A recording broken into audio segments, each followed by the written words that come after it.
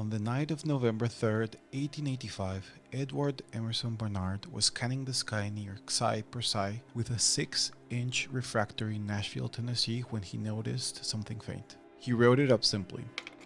I found an excessively faint but rather large nebulosity that is not in the general catalog or supplement.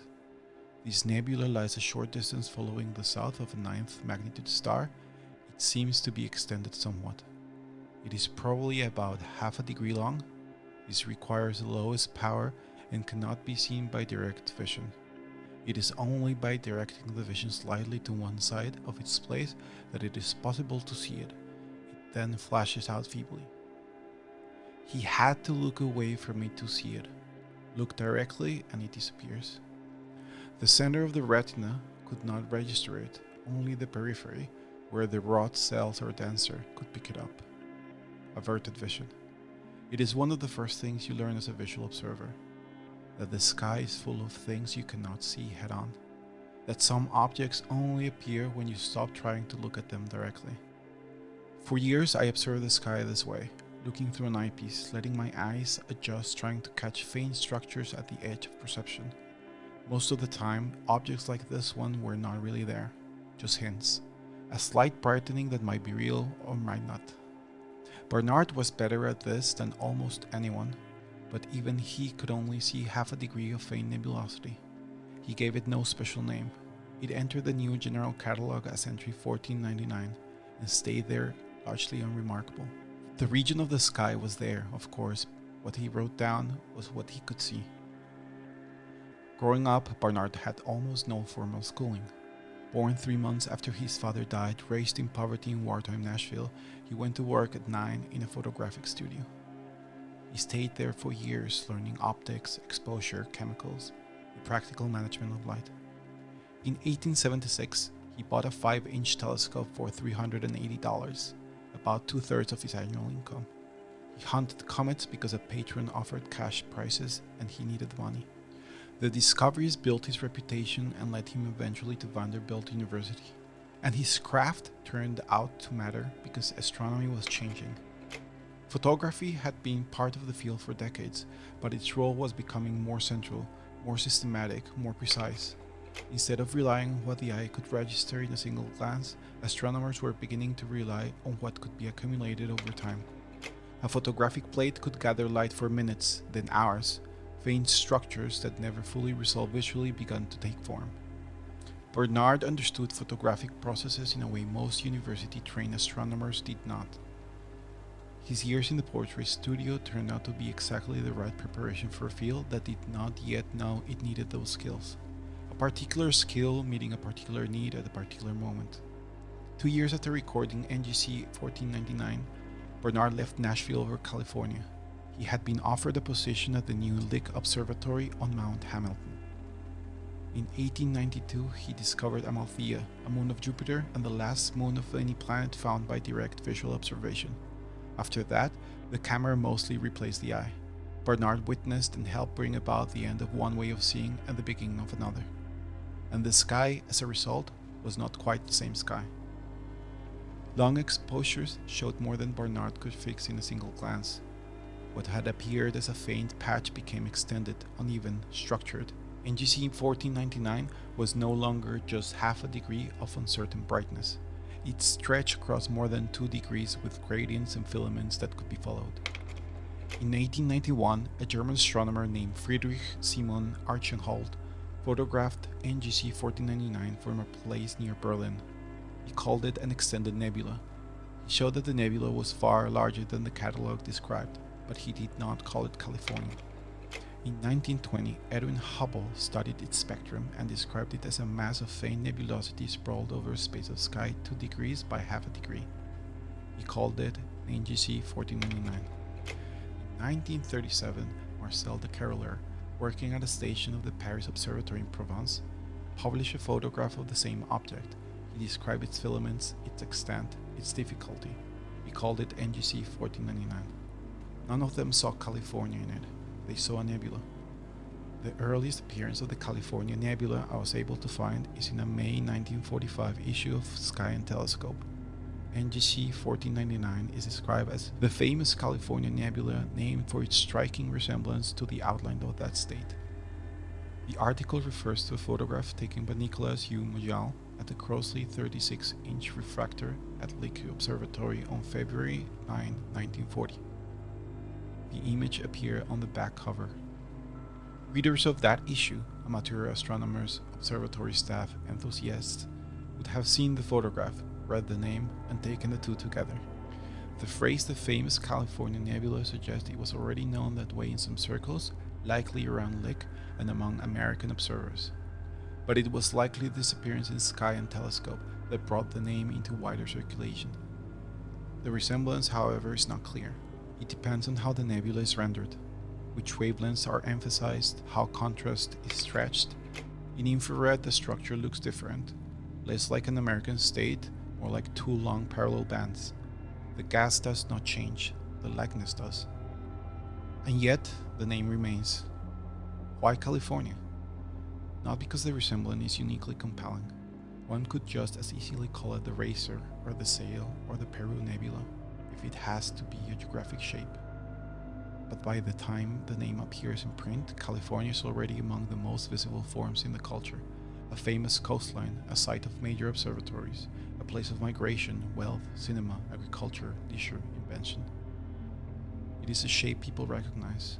The comparison works because California is already there as an image that can be applied. And once it is applied, in a photograph, in a caption, in a magazine, it becomes easier to repeat than to replace. The name settles, not because it is exact, but because it is available. The word California has its own history. It appears in a late 15th or early 16th century Spanish novel, Las Cercas de Esplandian, by Garcia Rodriguez de Montalvo. In that book, California is a mythical island ruled by a queen named Calafia. The name likely derives from the Arabic Khalifa, Caliph, leader, written into a Spain still shaped by centuries of Moorish presence. When Spanish explorers reached the Baja California Peninsula in the 1530s, they thought it was an island. They had read the novel, or at least knew the story. They applied the name, and it stuck. It moved through conquest and missions, through annexation and statehood, until it became what it is now, a word that carries more meanings for more people than almost any other place name. But it was not the first name. The Ohlone, the Chumash, the Miwok, the Yokuts, the Yurok, the Cahuilla, and many others had names for these lands already, for the valleys, the mountains, the coastlines, for their homes. These were not one homeland folded under a single label, but many. Distinct peoples, distinct languages, distinct names. Most of us do not know them. California is stuck, backed by empires and their armies, by maps and institutions, by repetition. A state named after a novel, named after an Arabic word, applied to a land that already had names. I have never been to California. I have always wanted to go. Not now, probably, but it sits somewhere in a list of places I hope at some point to see. And when I think about why, I realize that I know an unreasonable amount about this place I have never visited.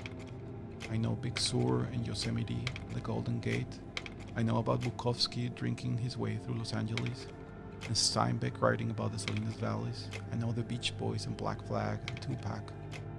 I know Pulp Fiction and Mulholland Drive, The Fresh Prince and Arrested Development. I know about the fires. I know about the homelessness crisis. I know what a one-bedroom apartment in San Francisco costs. I know that the state has an economy larger than most countries. I know more about California than I know about Paraguay or Uzbekistan or the entire Sahel.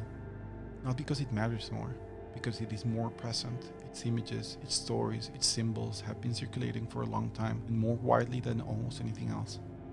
And its shape, one of those exported images, is available when we go looking for resemblance.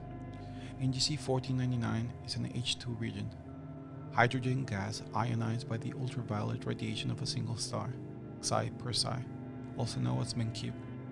Even that name carries layers. Menkib comes from the Arabic al-Mankib, meaning the shoulder. Not the shoulder of Perseus, the Greek hero, but the shoulder of a different figure, from a different tradition, projected onto the same stars by different people. The star itself is extraordinary, a blue giant, around 35,000 Kelvin at its surface, hundreds of thousands of times more luminous than the sun. What reaches us is already diminished. Interstellar dust absorbs a significant fraction of its light along the way. Menkeep sits at the southern edge of the nebula, not at its center. Its radiation ionizes the surrounding hydrogen, and the effect weakens with distance. At the northern boundary, ionized gas meets colder molecular gas. That boundary, the ionization front, is where the structure is sharpest.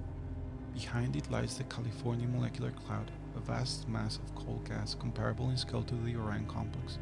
For years it appeared denser than it should be, forming fewer stars than expected. Recent work suggests a different geometry, not a compact volume but a flattened sheet seen at an angle. Dense in projection, less dense in 3 dimensions. And Menkeep is not from here. It is a runaway star, likely ejected after a companion went supernova, now moving through the interstellar medium at about 60 kilometers per second. The nebula exists because right now, that star happens to be passing through a region of denser gas.